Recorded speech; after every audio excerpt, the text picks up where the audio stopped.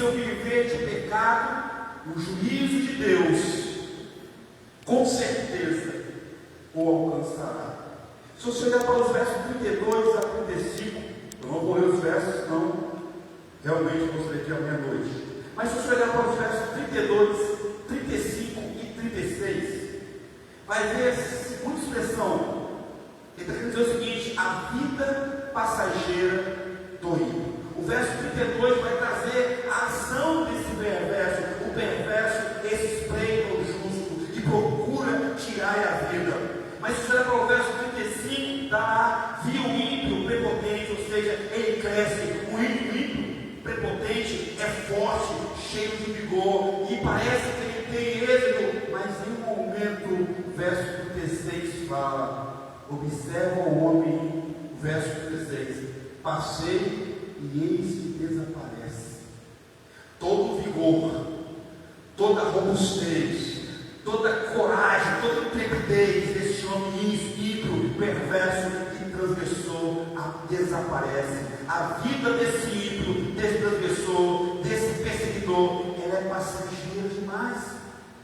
A vida longe de Deus, a vida longe de Cristo Jesus, é uma vida passageira. Você pode até ter êxito, você pode até ter lucros, ter as suas regalias, mas um momento ou outro, pum, tudo se acaba. Tudo vai embora.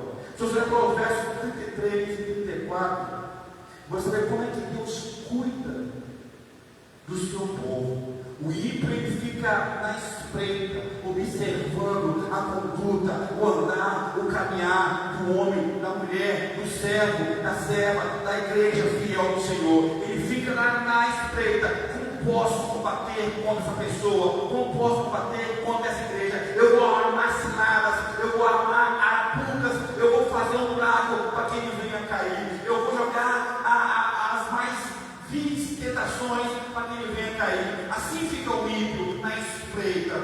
Mas olha, versos 33 e 34, Deus nos versos mostra o cuidado de Deus para o seu povo. O verso 37,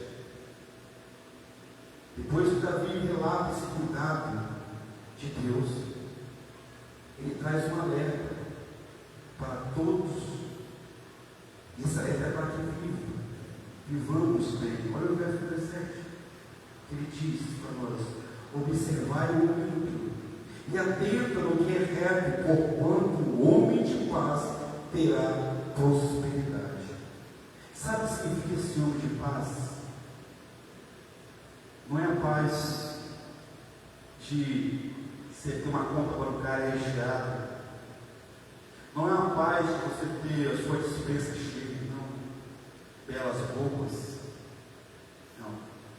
Mas essa paz é a paz que Cristo falou: deixe-vos a paz, a minha paz vos dou. É uma paz que descansa em Deus. É uma paz que sabe que em Deus pode confiar. Você quer viver um viver reto, um viver alegre? Aprenda, viva, busque, aclame por Deus. Eu preciso dessa paz. É um alerta para todos nós. Assim também é um alerta para viver ímpio. Verso 38. É uma afirmação: se eu não tenho essa paz, se eu não vivo sobre essa paz, se eu não conheço essa paz, se eu não descanso essa paz, meu caminho é o caminho de destruição. Verso 38. É uma afirmação: o caminho do ímpio, o caminho perverso, o caminho do transgressor é o caminho de perdição, é o caminho de destruição. E aí os versos 39 ao verso 40, depois que dá essa afirmação, ele mostra: o único caminho é o Senhor. O juízo do ímpio é certo, vai acontecer, mas em todo momento também tem Deus cuidando do seu povo, cuidando do justo. A segunda verdade dessa noite, eu preciso trabalhar com o amado irmão, amada irmã e amado que nos visita. A segunda verdade, além de saber que esse juízo do ímpio vai acontecer, mas também tem o cuidado de Deus. A segunda verdade é: eu tenho que entender, você precisa entender, nós precisamos entender que o Senhor está atento a tudo que acontece na nossa vida. Às vezes nós pensamos assim: não, as coisas acontecendo de tal forma, veja o ímpio prosperando, veja as coisas ruins acontecendo sobre mim, sobre o mundo, sobre as igrejas, veja por qual motivo isso, e nós ficamos desesperados, nós como igreja, ficamos desesperados em ver as notícias, em ver os jornais, as matérias, as mídias.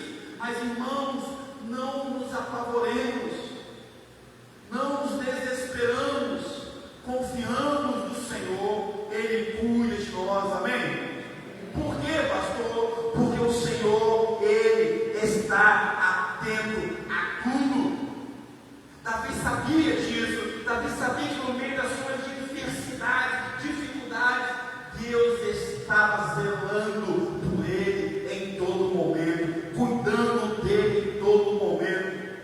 Sim, irmãos, é verdade que o povo de Deus, a igreja fiel, o cristão fiel do Senhor Jesus Cristo, passa por lutas, é verdade. Passamos por lutas, passamos por dificuldades, passamos por perseguições, passamos por mortes, é verdade. Muitos homens e mulheres servos de Deus, fiéis do Senhor, nesse momento, nesse instante, enquanto eu faço essa mensagem aqui, muitos cristãos estão na foice agora, morrendo em nome do Senhor Jesus. Por que tudo isso? Isso é uma pura verdade. Quem não confirma isso, quem não atesta isso, não conhece a palavra de Deus, quem vive naquele viver de cristão, de que o cristão não pode passar por lutas e perseguições porque está em pecado, não conhece a Bíblia. O cristão genuíno, a igreja fiel do Senhor, vai ser perseguido em qualquer situação. Entra ano e sai ano, vem história e vai história. O povo de Deus sempre foi perseguido. O povo fiel do Senhor. Por quê? Porque ele vive na contramão do sistema.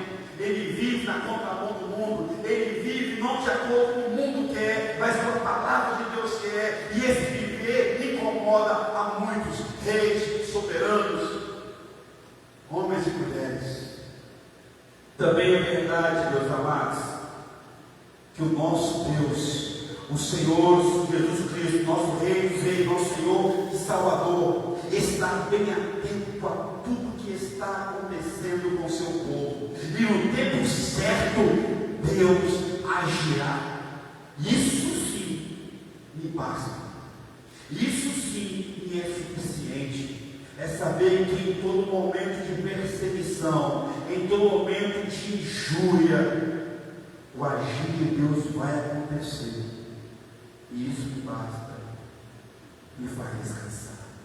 Verso 12 ao verso 20, Davi, ele nos mostra essa esperança, esse atento de Deus. No verso 12, se você for olhar aí, vai mostrar como é triste um viver de um. Veja as coisas. Só se olhar, no verso 12 mostra um viver triste. Um viver de um homem, de uma mulher que não conhece a Deus, que não vive como Deus quer. Um viver ímpio. Olha que tristeza, meu irmão. Ele é uma vida de tramóia. Trama o ímpio contra o justo, e contra ele range os dentes.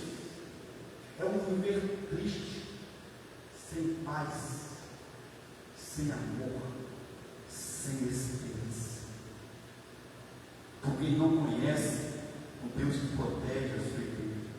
Ao mesmo tempo que ele trama, que ele range os dentes de fúria, o verso 34 vai mostrar, o verso 13, dizendo, vai mostrar a derrota desse ímpio, vai mostrar a derrota e o juízo que aguarda o ímpio. Por quê? Não vem por mãos de homens. É por esse motivo que Paulo falou que a nossa luta não é contra carne e sangue, mas contra as potestades e principados. Por quê? Porque nós temos um advogado, um juiz, um rei dos reis, e ele age em todo momento. E no verso 13, Deus ri das tramóias, das armações do viver triste desse ímpio. Ah, meus amados, O Senhor está atento a todas as coisas. O verso 14, o verso 15, vai ver que toda a armação desse ímpio, todas as suas armas carnais, voltam-se contra si mesmo. No verso 12 ele arma. No verso 13 o Senhor, Rei dos Reis, ri dele, está atento. Ah, você está agindo contra o meu servo, espera aí. No verso 13 ao verso 14 e 15, vai ver que toda arma satânica, toda arma desse ímpio vai voltar contra ele mesmo. A maldade que ele faz, sua maldade volta contra ele mesmo. A mesma maldade que ele arma vai alcançar a própria vida dele. Veja o verso 15. Veja aí, a sua espada, a espada que ele armou no verso 14, a sua espada, porém, lhes transpassará o próprio coração, e os seus arcos serão despedaçados. Que viver triste, em saber e não conhecer que o Senhor dos Senhores e Rei dos Reis está atento a todas as coisas. Olha a alegria do justo, olha a alegria do cristão genuíno, olha a alegria da igreja, olha a alegria do céu de Deus em saber que o Senhor está atento a todas as coisas na minha vida. Irmãos, quando você entender isso, quando nós entendemos isso, que o Senhor está atento, por mais que venha lutas contra nós, por mais que venha dores, por mais que venha angústia, perseguições, injúrias, por mais que venha cassação contra nós, irmãos, quando nós entendemos, quando você entender que o Senhor, o Rei dos Reis, Jesus Cristo, o nosso único e suficiente Salvador, Ele está com os olhos bem atentos, observando a minha vida. Quando eu entender isso, quando você entender isso, você vai ler os versos 16 a 19, onde mostra, eu não preciso ter grandes coisas, eu não preciso ter luxos e mais. Não. Com poucas coisas, a minha alegria, ela é eterna. Verso 16, ela mostra isso.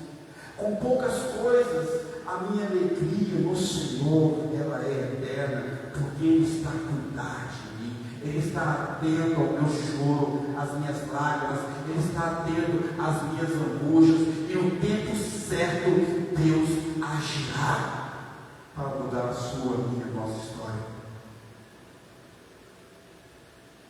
No tempo certo. É por isso que ele fala no verso 16: mais vale um pouco no justo do que a abundância de muitos ímpios.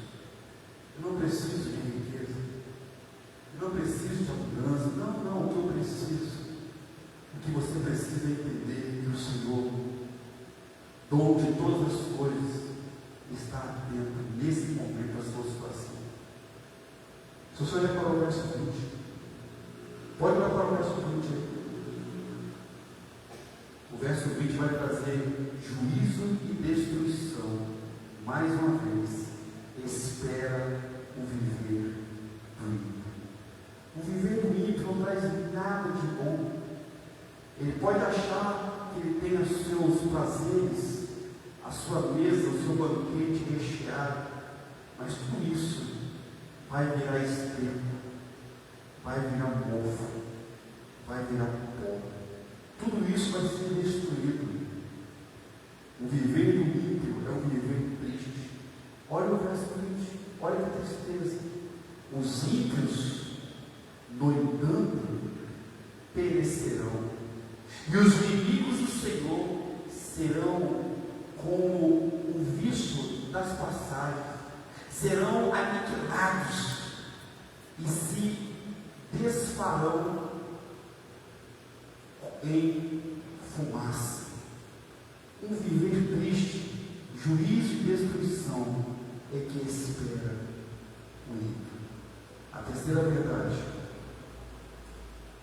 a terceira regra que precisamos aprender nessa noite, meus irmãos,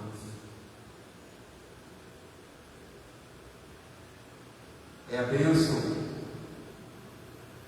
A bênção do Senhor recai sobre o seu povo. Verso 21 ao verso 31. A bênção do Senhor recai sobre o teu povo. Em você parar um pouquinho só e lembrar de anos atrás da história, em toda a história humana, você vai ver que em todo momento a bênção do Senhor alcançou e alcança o seu povo. Em todo momento, no decurso da história, a gente pode ver isso. Os homens perseguindo o povo de Deus, perseguindo a igreja, mas ao mesmo tempo a igreja sendo abençoada. Anos atrás, lá no Egito, quando o povo de Deus foi exilado, escravizado, e aí, pela misericórdia e graça de Deus, pelo livramento que Deus usou através de um homem que foi vendido como escravo, José do Egito, e ele salva toda a sua nação, só que a vida humana é passageira. José morre. E toda a história de José também morre, porque Faraó, da época de José, também morre. E levanta-se um novo Faraó, e ele observa o tamanho, a multidão que tinha o povo de Deus. E ele fala: rapaz, esse povo é muito numeroso. Se esse povo se levantar para guerrear contra nós, eles vão ganhar. Vamos fazer o seguinte: vamos oprimir esse povo. E o Faraó oprime o povo. E ele percebe que quanto mais oprimia o povo, mais o povo crescia. E ele começa a armar as estratégias. Olha só, o povo está crescendo, a gente oprime ele, vamos oprimir mais ainda, aperta mais ainda, e apertar mais o povo de Deus. E o povo de Deus crescia ainda mais. E o Faraó ficou assustado. Rapaz, olha só o seguinte: não tem como não. Esse povo a gente oprime, escraviza ele, e ele cresce mais e mais. Vamos fazer o seguinte: vamos matar os inimigos. E aí começa o trabalho. Mas, queridos irmãos, em todo momento, Deus tem abençoado o seu povo. O povo foi abençoado lá no Egito, saiu do Egito, continuou sendo abençoado no deserto, saiu do deserto, continuou sendo abençoado por Deus, veio em Cristo, continuou sendo abençoado por Deus. Na era de hoje em dia, nos tempos atuais, o povo de Deus continua sendo abençoado por Deus. Mas olha que interessante: ser abençoado pelo Senhor necessariamente não significa luxo, fortuna, riqueza e poder. As pessoas entendem errado ter bens de Deus e ser abençoado pelo Senhor. As pessoas entendem a bênção como algo físico, algo jubiloso, algo suntuoso, algo de luxo. As pessoas entendem um homem abençoado é um homem de luxo, com as suas fortunas, com o seu poder, com a sua riqueza. Queridos irmãos, não significa isso. Necessariamente, isso é muito bom para nós vivermos como homens e mulheres, mas não significa isso. Antes significa, meus amados, ser abençoado pelo Senhor, entender que a bênção do Senhor recai sobre o seu povo, sobre a minha vida, sobre a sua vida. Nós precisamos entender que é sempre ter o Senhor e entender que o Senhor está a cuidar de nós. Independente se eu tenho luxo ou não tenho luxo, independente se eu tenho poder ou não tenho poder, independente se eu tenho fortuna ou não tenho fortuna, é eu entender o meu maior privilégio, a minha maior riqueza, é saber que a minha vida, pobre e miserável, em Cristo Jesus, ela é guardada, ela é abençoada. É por esse motivo que o Senhor Jesus falou, bem-aventurado. É por esse motivo que o Salmo também traz, bem-aventurado. Termo bem-aventurado não é somente feliz ou muito feliz, não, é abençoado aquele que confia no Senhor, abençoado aquele que entrega o teu caminho ao Senhor, abençoado aquele que se deleita no Senhor, abençoado aquele que espera no Senhor, abençoado aquele que tem os seus pecados perdoados pelo Senhor. Isso é abençoado. É isso que é abençoado. Verso 21 ou verso 22, você pode ler duas posturas, uma bênção e um juízo. Traz esse verso. Duas posturas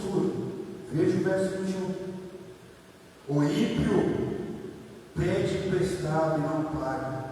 O justo, porém, se compadece e dá. Olha o 22.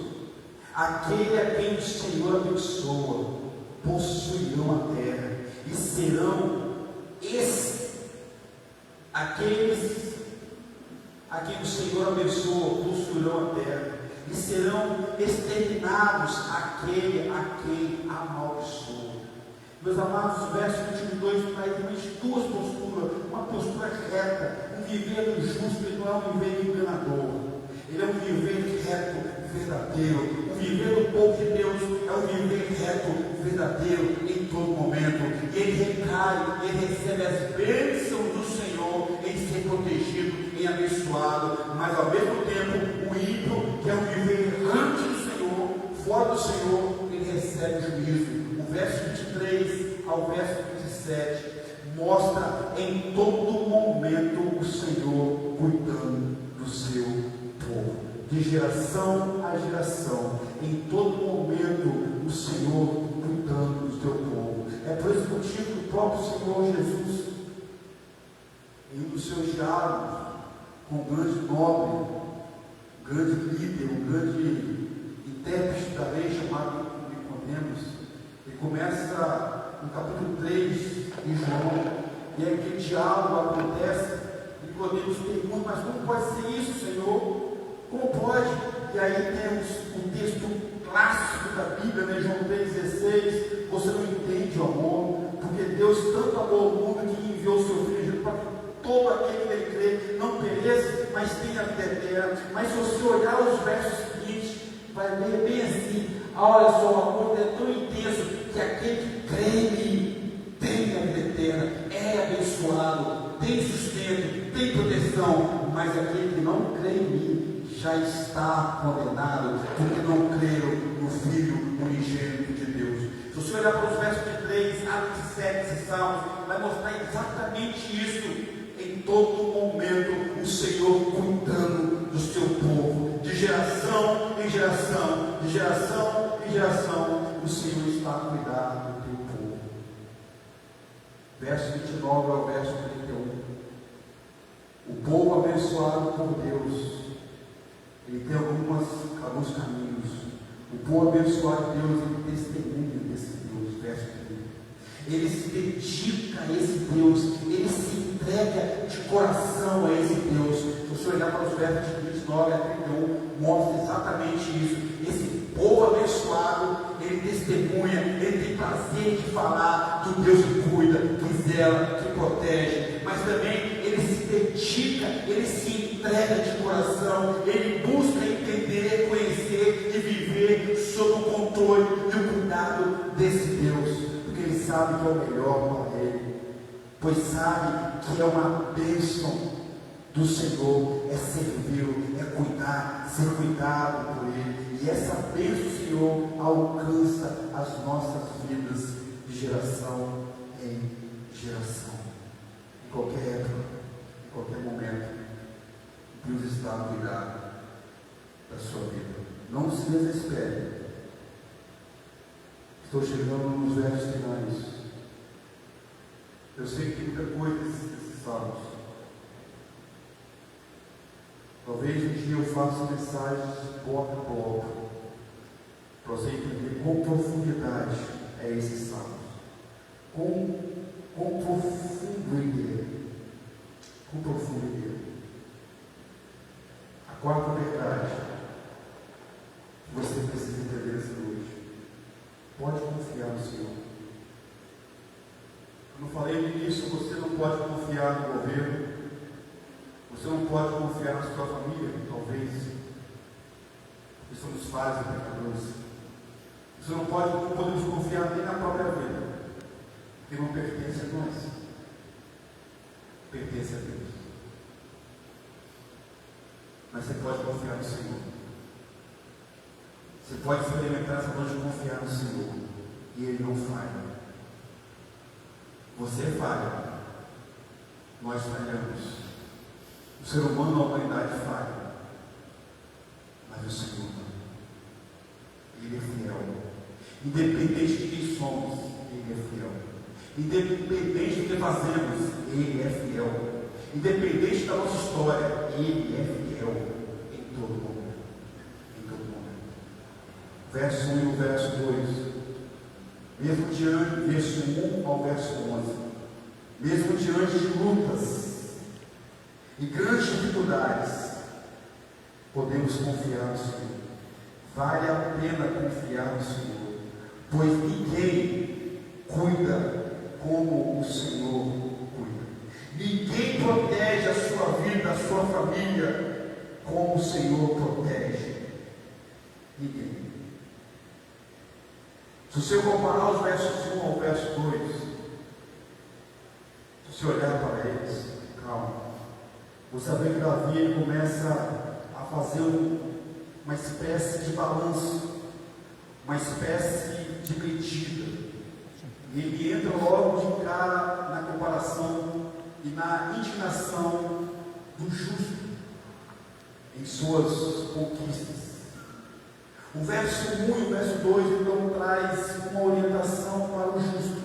E a orientação do justo é essa, verso 1. Não te indignes. Indignar-se aqui, o termo hebraico indignar significa arder, ferver, ou seja, não esquente a cabeça, não se preocupe. É por esse motivo que Filipenses capítulo 4 vai nos falar bem assim: não andeis ansioso por coisa alguma, antes apresente a Deus toda a sua queixa, as suas lutas, as suas batalhas, apresente a Deus, não esquente a cabeça. Davi começa dessa forma, referenciando, olhando para Deus, olhando para Cristo.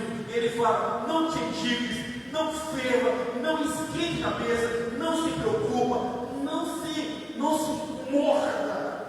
É isso que ele fala: não te indignes por causa dos malfeitores, nem tenha inveja deles. Não faça isso. O viver do iníquo, o viver do ímpio, o viver do injusto é um viver temporário, é passageiro. A sua riqueza, o seu luxo, tudo isso é passageiro. Traz mais dor do que prazer para ele mesmo. Não te indignes, não tenha inveja dos que praticam a iniquidade. Uma orientação para você, para nós à noite: não precisamos esquentar a cabeça. Olha o verso 2, porque olha a realidade do ímpio.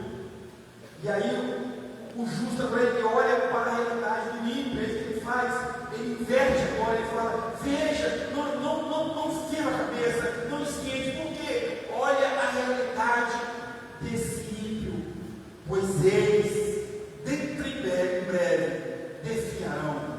Significa sumir, desaparecer como a relva, e murcharão como a erva verde. Por qual motivo eu não tenho que esquentar a cabeça, eu não tenho que lançar inveja contra ele? Por quê? Porque o viver dele, todo o seu poderio, tudo isso é passageiro. A realidade do homem e da mulher que não confia em Deus, vive numa desesperança, é uma realidade triste que vai culminar em um desaparecimento muito rápido. Ferver na cabeça com coisas fúteis. Confie no Senhor, espera nele. Se você falar dos versos 3 até o verso 7, ele traz instrução para o viver do justo. Veja aí. Eu vou ler e terminar com eles esses versos. Eu tenho que ler. Confia. Aí no verso 3. O termo confiar significa longe de dúvida. Você não pode ter dúvida. Não pode. Se você quer confiar em Deus, não pode ter dúvida. Se você quer ser um homem, uma mulher de Deus, confie no Senhor com profundidade, com poder, com certeza. É isso que ele fala aí. Confie no Senhor e faz o bem. E habita a terra e alimenta-te da verdade. Habita no meio do povo de Deus e alimenta a verdade do conhecimento da palavra de Deus. Isso é você confiar em Deus. Se eu não habito no povo de Deus, se eu não me alimento da palavra de Deus, que é a verdade de Deus, do próprio Deus, automaticamente a minha confiança é uma confiança repleta de dúvidas, de pontos de interrogações. E ele continua a instrução: confia no Senhor. Olha o verso 4: agrada-te do Senhor. Ou significa o seguinte: o termo agradar-se significa como se fosse eu viver sobre nascer sobre um palácio repleto de bênçãos, sendo protegido. Ou seja, então, agrada-te do Senhor significa ser abençoado em tudo e em todo momento. Eu confio em Deus e automaticamente busco na palavra de Deus viver essa verdade, e a sequência é ser abençoado em tudo. Agrada-te do Senhor e Ele, ou seja, Deus, satisfará os desejos do teu coração. E aqui não são desejos perversos, desejos mudantes, não, são desejos que lançam, que emanam, que saem, que exalam a palavra de Deus, a vontade de Deus, desejo de adorá-lo, de adotá-lo, de testemunhar quem Ele é. Verso 5: entrega o teu caminho ao Senhor, confia nele e o mais Ele fará. Significa o seguinte, meus amados irmãos: entregar deste fardo, a mesmo fardo que está explícito no capítulo 32, Salmos 32, mas também Mateus 11, quando Cristo fala bem assim: vinde a mim, todos que estáis cansados e sobrecarregados, que eu vos aliviarei. Tomai sobre vós meu jugo e aprendei de mim, que eu sou manso e humilde de coração, e achai descanso. Significa o seguinte: tira o seu fardo, abandona o seu fardo, abandona o seu viver errante, abandona o seu viver de impiedade, de devassidão, abandone, entrega o seu caminho ao Senhor, descanse nele. Entregar significa deixe o fardo, abandone sua vida. Verso 7: descansa no Senhor, espera. Descansar aqui, meus amados, é eu baixar os mãos, é eu entender que a minha vida agora ela é orientada pelo controle de Deus, e eu posso confiar nele. É entender que eu não preciso mais guerrear com o mundo e com os homens, não. Eu descanso em Deus, Ele é meu juiz. Eu espero nele em todo o momento. Em todo momento. O verso 7, tem descansar, é a mesma expressão que está lá em Salmos 46, verso 10. E Deus fala: aquietai-vos e sabeis que eu sou Deus. Descansar significa cala-te, aquieta-te, espera, confia. O verso 8 até o verso 10 traz mais uma vez um alerta para todos. O verso 10 até o verso 9 até o verso 10. Ele fala bem assim: porque os malfeitores serão exterminados, mas os que esperam no Senhor possuirão a terra. Mais um pouco de tempo já não existirão nunca. Procurarás no seu lugar e não os acharás, mas os mansos herdarão a terra e se deleitarão na abundância, mais uma vez, de paz do Senhor. Pode confiar no Senhor. Você pode confiar no Senhor. Não precisa mais viver uma vida de desespero. Não precisa. Se você viver, você pode vai vir porque você quer viver. A saída para o seu desespero nessa noite chama-se o Senhor Jesus Cristo. Davi entendeu que no meio da sua calamidade, das suas guerras, ele não poderia confiar no seu exército, ele não poderia confiar na sua família, porque o próprio filho caçava ele. Ele não poderia confiar nos seus amigos hábeis e valentes, não. Ele não poderia confiar na nação, nos governos, não, ele não poderia. Mas Davi entendia que ele podia confiar no Senhor. Ele não precisava ficar desesperado, porque entendia que em todo momento o Senhor cuidou, cuidará e continuará cuidando das nossas vidas. Davi entendia isso. E a nossa esperança, a sua esperança hoje, repousa em Cristo Jesus, que pagou um alto preço pela sua vida, pela nossa vida. Não se desespere, confie no Senhor. Ele cuida de você em todo momento. Eu não sei como você tem vivido, não sei quais são as suas lutas, a sua dificuldade, o seu desespero, não sei. Mas a verdade do Senhor é o seguinte: confie em Deus. Você pode confiar em Deus.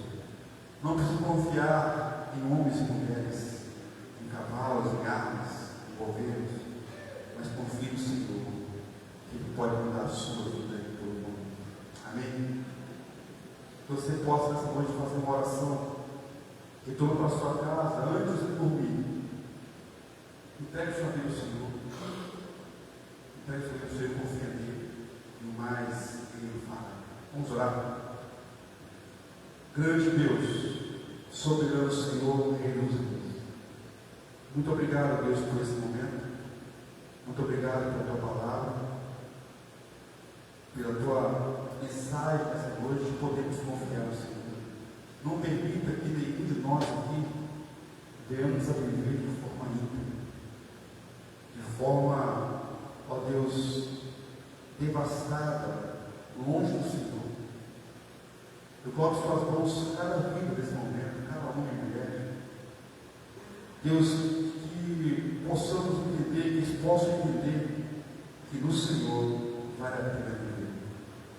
Que corações sejam quebrantados, que vida se renda aos teus pés nessa noite.